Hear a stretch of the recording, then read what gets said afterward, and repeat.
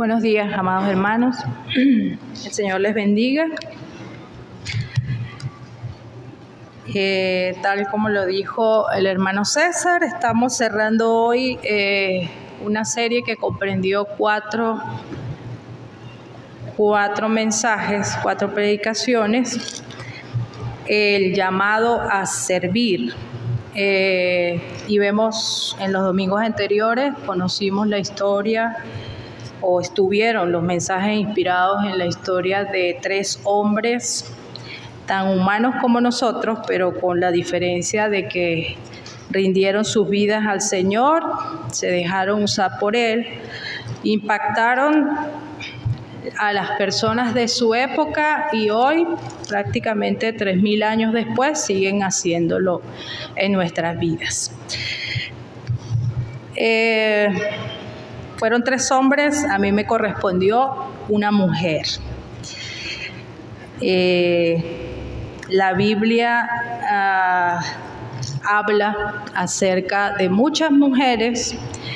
Se dice que hay por lo menos o más de 200 mujeres que son mencionadas en la Biblia y por lo menos 200 que no se menciona su nombre, solo se hace referencia al lugar donde procedían, a la actividad que hacían.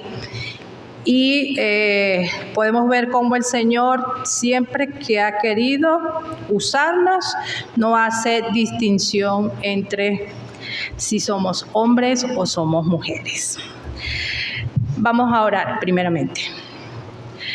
Y Señor, conforme abrimos tu palabra, tengo muy claro en mi mente que tu palabra es mucho más importante que mis palabras.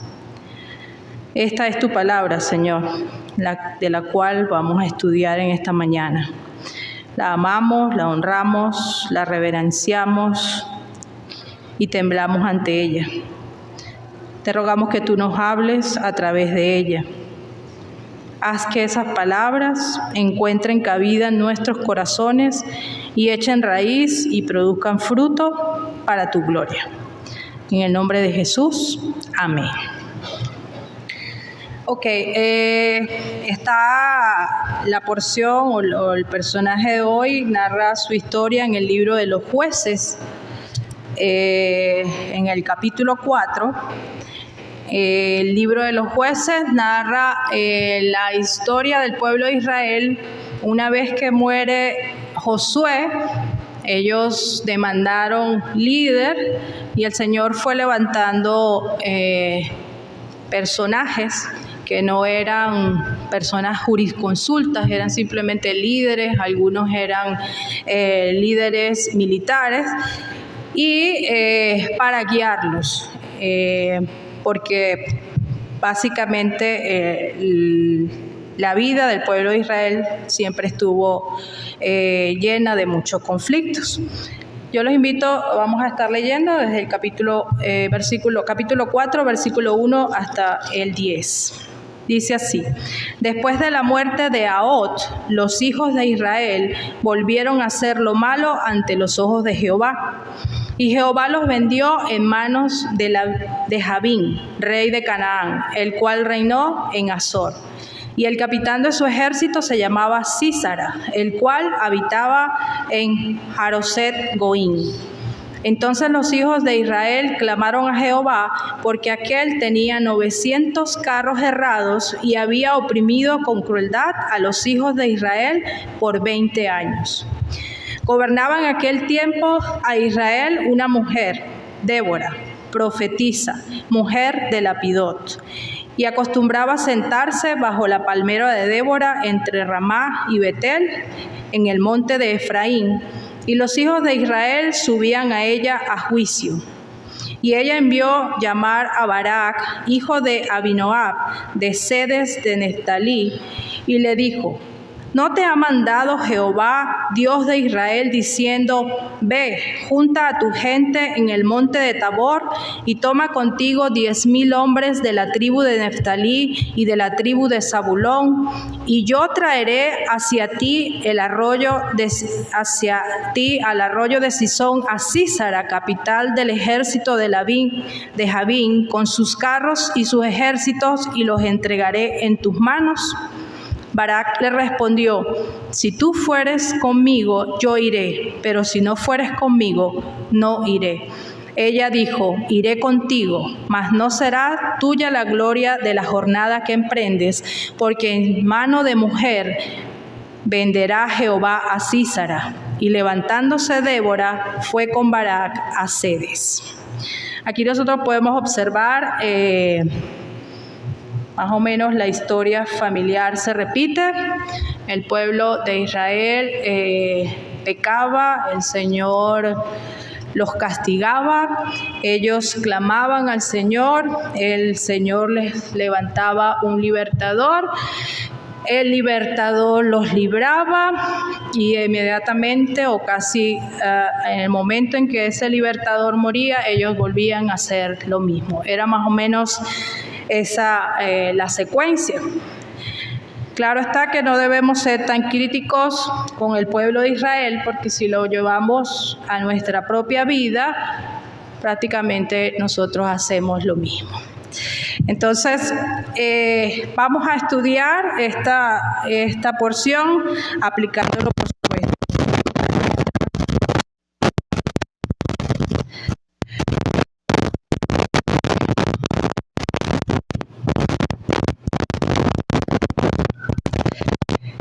Ya ve.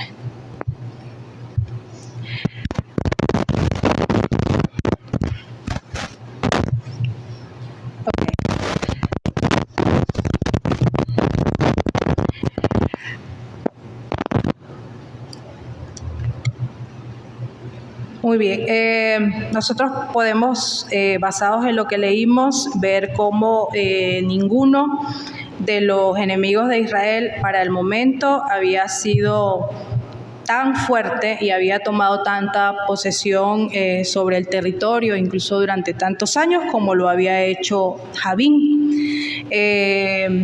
Se dice que él tenía 900 carros, se puede decir blindados o herrados.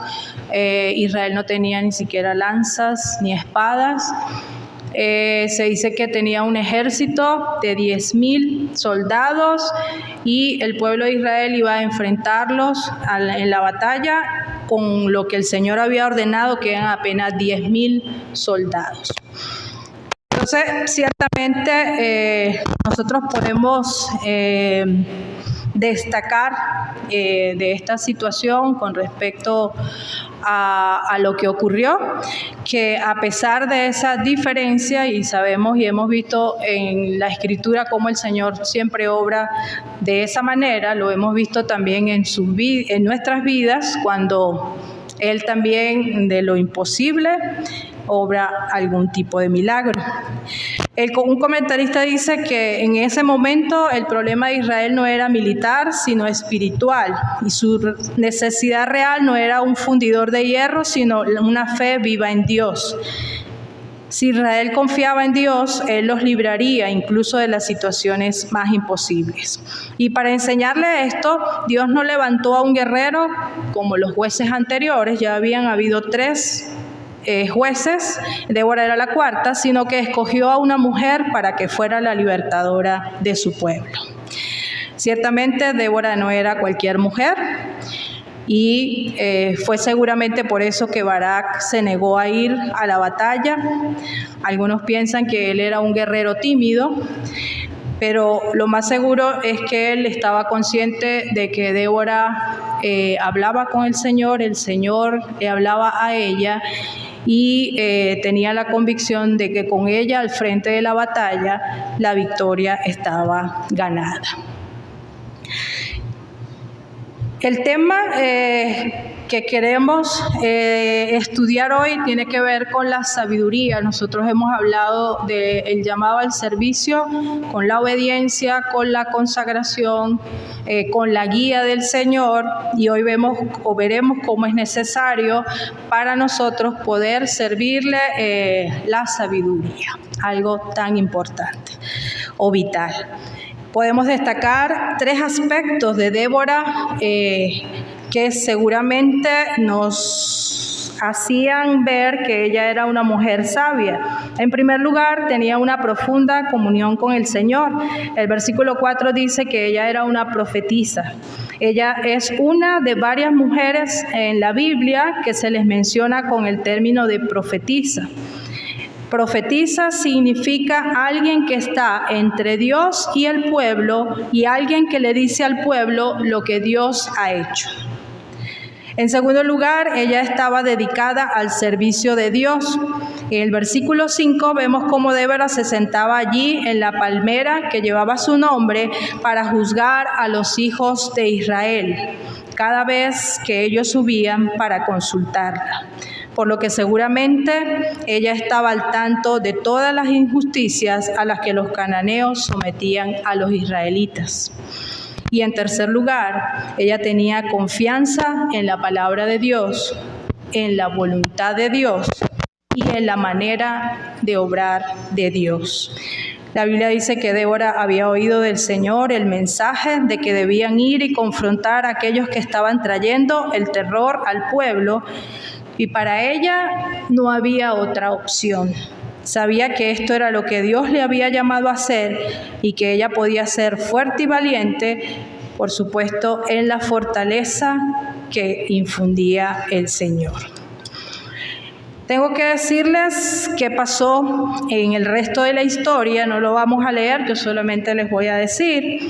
En el capítulo 5, en el canto de Débora, ella menciona que los cananitas llegaron al arroyo de Sison, que al parecer siempre, incluso hasta el día de hoy, permanece seco, y de repente la tierra empezó a temblar, la lluvia cayó y las aguas del río comenzaron a correr. Por supuesto, descubrieron los cananitas que sus carros no funcionaban en el lodo. La Biblia dice que se confundieron, abandonaron sus carros, y Sísara, cuando vio que lo estaban derrotando, salió huyendo. Llegó a casa de una mujer, y es por eso que ella dice que en manos de mujer iba a ser entregado. Esta mujer se llamaba Jael. Ella lo recibió, lo invitó a entrar, le dio una taza de leche y él se quedó dormido. Ella buscó una estaca y con un mazo se la clavó en la sien. Así fue como finalmente, bajo el liderazgo de Débora y Barak, el pueblo de Israel quedó libre de la dominación de los cananitas, y en el versículo 31 del capítulo 5 dice que después de eso la tierra reposó por 40 años. La ilustración para todos nosotros, seamos hombres o mujeres, en medio de todo lo que está ocurriendo a nuestro alrededor, es que si ponemos nuestra confianza en el Señor, no importa cuán difícil sea la situación, Él nos dará la sabiduría para enfrentarla. Ahora bien, ¿cómo aplicamos esto a nuestras circunstancias actuales? Ciertamente nosotros no vivimos en un tiempo de guerra. Sin embargo, el apóstol Pablo, en el libro de Efesios, en el capítulo 6, versículos 10 al 20, él habla de que estamos en guerra, pero nuestra guerra es una guerra espiritual y por lo tanto debemos prepararnos para esa guerra. Y como cualquier guerra, el propósito es ganarla. Así que yo les invito, vamos a ubicarnos en Efesios capítulo 5, versículo 15 al 17.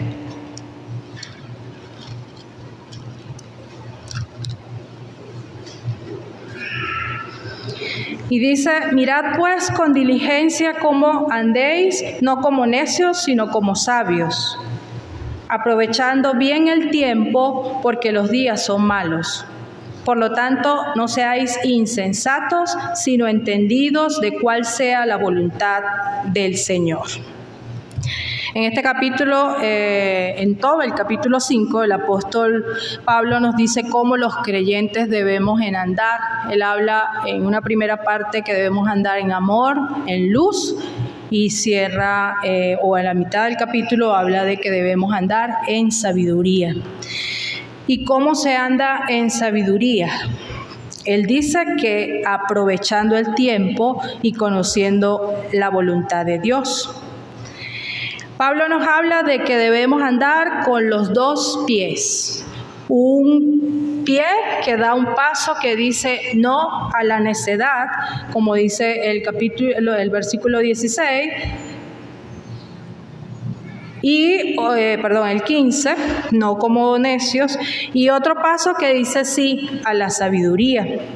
Así que vamos a empezar con el primer punto, que dice, definamos qué es la sabiduría, qué es un necio y quién es un sabio. Nosotros en la Escritura, tanto en el libro de los Proverbios, en Santiago, encontramos definiciones acerca de lo que es la sabiduría. La sabiduría de la experiencia o del mundo es diferente a la sabiduría que viene del Señor. Esa es la verdadera sabiduría y es la que nosotros debemos procurar. Sabiduría es ver las cosas desde la perspectiva de Dios y responder a esas cosas en base a los principios bíblicos. Ver las cosas desde la perspectiva de Dios y responder a ellas en base a los principios bíblicos. En Proverbios 1:7 vemos cómo dice: el principio de la sabiduría es el temor del Señor. Y precisamente por eso termina diciendo: los insensatos desprecian la sabiduría y la enseñanza. El principio de la sabiduría no es tenerle miedo al Señor. El principio es un principio por donde uno comienza a ser sabio, es cuando le tenemos respeto a aquel que ha diseñado todo el orden con el que funciona nuestra vida. Como le respetamos, entonces tenemos temor de no hacerle caso a las normas que Él ha dictado para nuestra seguridad. Un ejemplo tal vez lo podemos tener en las normas de tránsito. Nosotros no temblamos cuando estamos frente a ella o cuando se nos menciona o cuando las conocemos. Al contrario, nos sentimos seguros porque sabemos que de alguna manera ellas están para darnos seguridad y resguardar nuestra vida. En Colosenses 2:3 se nos dice que en Cristo están escondidos todos los tesoros de la sabiduría y del conocimiento, y esos tesoros están dispuestos para los hijos de Dios, para aquellos que buscan en Cristo esa sabiduría y ese conocimiento. Ahora bien, habiendo definido lo que es sabiduría, vamos a ver qué nos dice la Escritura acerca de lo que es un necio. Y podemos ver en Lucas 12, en el versículo 16 al 21, dice de esta manera: también les refirió una parábola diciendo: la heredad de un hombre rico había producido mucho, y él pensaba dentro de sí diciendo: ¿qué haré? Porque no tengo dónde guardar mis frutos. Y dijo: esto haré, derribaré mis graneros y los edificaré mayores, y allí guardaré todos mis frutos y mis bienes. Y diré a mi alma: alma, muchos bienes tienes guardados para muchos años, repósate, bebe, come, regocíjate. Pero Dios le dijo: necio, esta noche vienen a pedir tu alma, y lo que has provisto, ¿de quién será? Así es el que hace para sí tesoros y no es rico para con Dios. Acabamos de ver un necio. Un necio solo ve las cosas de este mundo. Y es necio porque no sabe o no quiere ver que Dios le va a llamar en cualquier momento. Y ya sea antes o después, va a perder todo aquello en lo que cimentó sus esperanzas. Todo, lo va a perder todo. Lo contrario al necio es el sabio. el que hace tesoros en el cielo, porque sabe que en el cielo ni la polilla ni el orín corrompen, y también sabe que los ladrones no minan ni hurtan. Por eso, cuando el sabio muere, no pierde nada. Un necio también es aquel que dice no hay Dios. Así es un necio, así razona un necio al margen del sentido común y cree que actuando así no tendrá que dar cuentas a Dios de su necedad. Pero los necios son responsables. Romanos 1, 20 al 21 dice, porque las cosas invisibles de Él, su eterno poder y deidad, se hacen claramente visibles desde la creación del mundo, siendo entendidas por medio de las cosas hechas, de modo que no tienen excusa. Pues habiendo conocido a Dios, no le glorificaron como a Dios, ni le dieron gracias, sino que se envanecieron en sus razonamientos, y su necio corazón fue entenebrecido. Habiendo definido sabiduría, el necio, el sabio, vamos al segundo punto, el error que hay que evitar, que es andar en necedad. Dice el versículo 15 de Efesios 5, mirad pues con diligencia cómo andéis, no como necios. ¿Qué es lo que hay que evitar?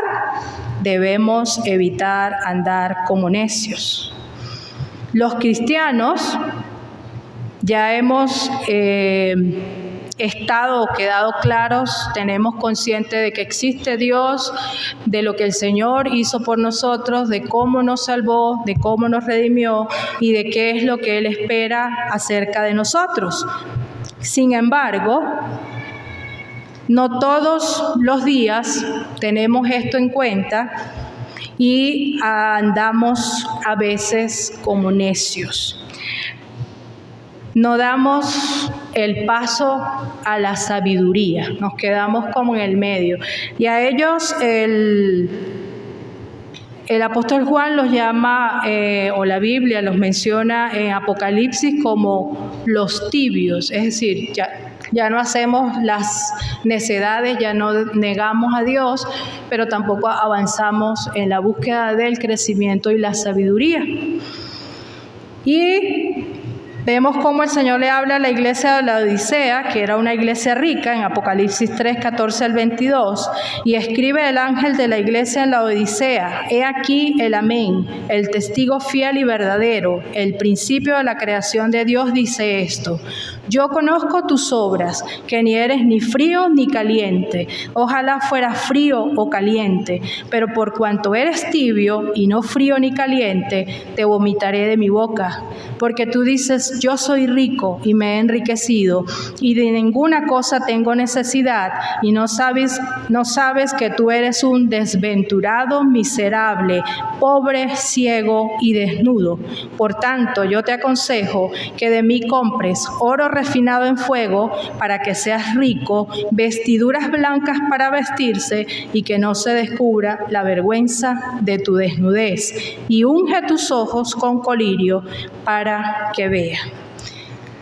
A los creyentes el Señor no nos hace juicio, pues ya somos justificados en Cristo, pero sí nos manda a que busquemos cada vez más de Él y de su sabiduría. Hay muchos cristianos que no viven como necios, pero sí todo lo que hacen se ufanan y piensan que está en sus propias capacidades, es decir, no le damos la gloria al Señor. Hay mucha gente que habla de lo que ha hecho, de lo que ha construido, de lo que ha logrado, y muchas veces no pensamos que simplemente todo lo que tenemos o lo que podemos hacer es por la misericordia del Señor, porque pudimos haber nacido en otro país, pudimos haber tenido un accidente, una enfermedad pudo haberse apropiado o haber sido víctima de habernos dejado alguna secuela y impedido poder lograr las cosas, y muchas veces olvidamos definitivamente que todo se lo debemos al Señor. Deberíamos dejar de ser tibios y buscar la sabiduría. Punto 3, el acierto que hay que procurar, andar en sabiduría. El 15b dice, no como necios, sino como sabios. Debemos entender lo que es sabiduría porque no es tener muchos estudios. Si esto fuera así, sería injusto porque no todas las personas han tenido la posibilidad de estudiar. Ser sabio es mucho más que acumular conocimiento. Ser sabio es la habilidad dada por Dios para poder procesar lo que Él me enseña en su palabra.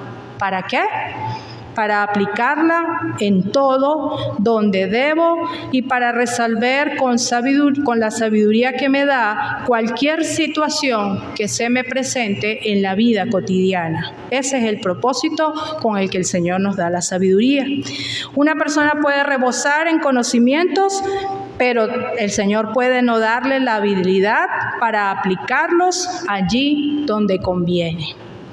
Y es que la sabiduría es de Dios y para Dios. Por lo tanto, la gloria también es de Él cuando aplicamos la sabiduría diariamente. Por lo tanto, aunque la sabiduría es conocer a Dios y sus consejos, para poder aplicarla es necesario tener una relación personal con Jesús, porque la sabiduría está escondida en Cristo, como nos dice Colosenses. Hay personas extremadamente cultas en lo teológico, pero totalmente necias en su vida personal. Y hay personas sin estudio, pero sabias en el Señor. Y esto es un milagro. El milagro que produce el principio de la sabiduría, que no es otro que el temor del Señor y su comunión con Él. Es decir, la sabiduría procede de un milagro que solo le da Dios a los que tienen comunión con Él y con sus hermanos. Usted dirá, yo tengo comunión con Dios y con mis hermanos, ¿qué puedo hacer para caminar en sabiduría? El punto 4 es cómo se obtiene la sabiduría y vemos los versículos 16 al 17. Aprovechando bien el tiempo porque los días son malos. Es la primera manera de obtener sabiduría. El primer consejo es aprovechar bien el tiempo. Lo primero que hay que decir es que la palabra que en griego se usa allí para mencionar el tiempo no es cronos, que es el tiempo que se cuenta, el que se cronometra, sino kairos, que significa una oportunidad. Hay muchas personas que piensan que esta porción de la Biblia dice que hay que aprovechar el tiempo, que no hay que dejar pasar un minuto sin hacer nada, pero eso no es lo que este pasaje significa, porque muchas personas no dejan de trabajar y dicen que no quieren malgastar su tiempo, aunque en realidad lo están malgastando todo, porque no viven ese tiempo para la eternidad. Cuidado, porque ahí podemos caer, incluso en el activismo dentro de nuestra iglesia.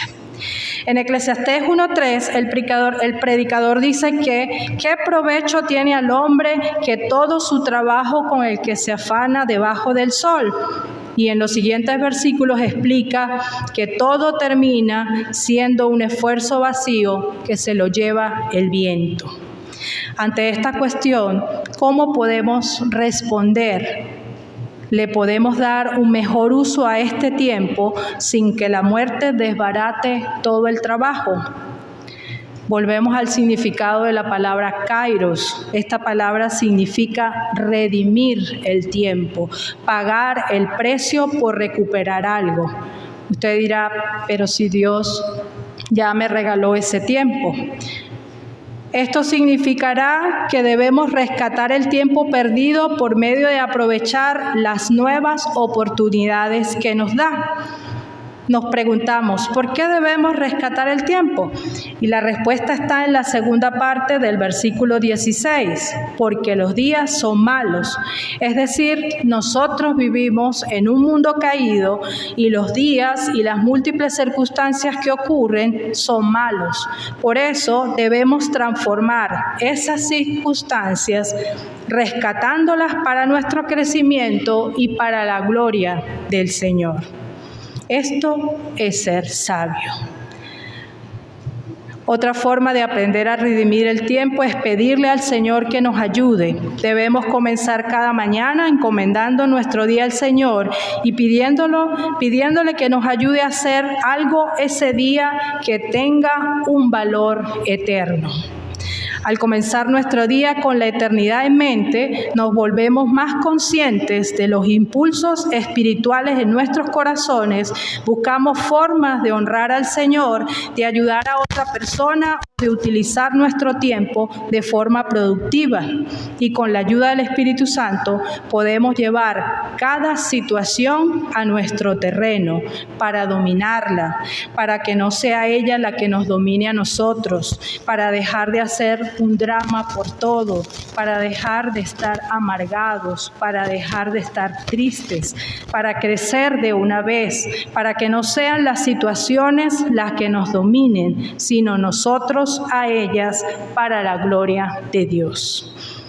Pero redimir el tiempo solo es posible si estamos unidos a Cristo, quien primero nos redimió, y si buscamos su voluntad. Por lo tanto, si queremos obtener sabiduría, tenemos que aplicar el segundo consejo, que es buscar la voluntad del Señor y entenderla.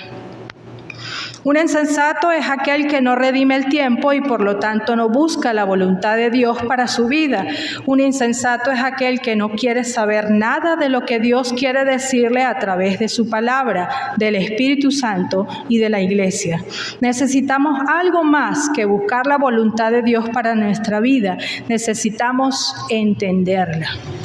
Y eso es lo que el apóstol Pablo quiere decir con que necesitamos ser entendidos de cuál es la voluntad de Dios para nosotros.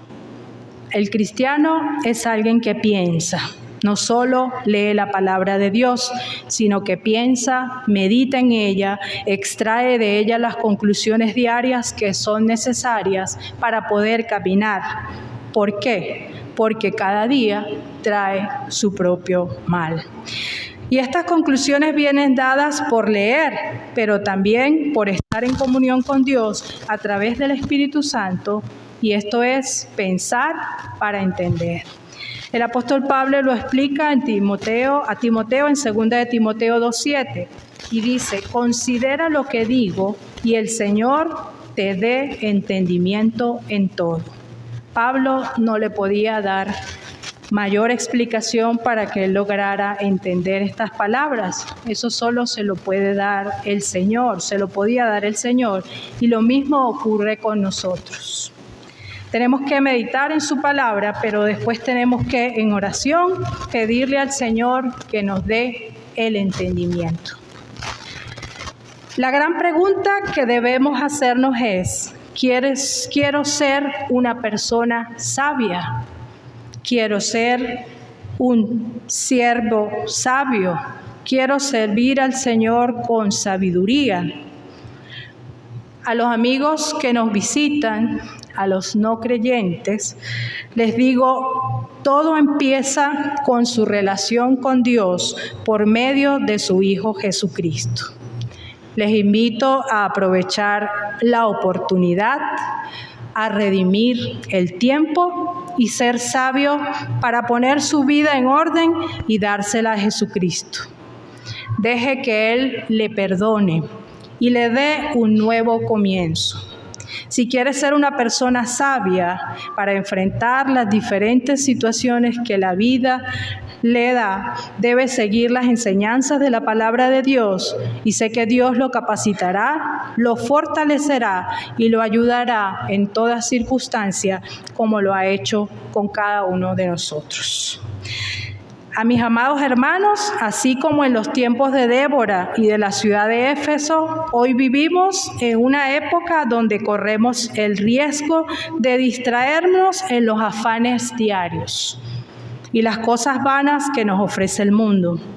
Por lo tanto, en lugar de ser imprudentes, insensatos, como que no cuidan cómo andan, debemos vivir como sabios. Debemos aprovechar el tiempo limitado de vida que Dios nos ha obsequiado y usar cada oportunidad para darle la gloria a Él.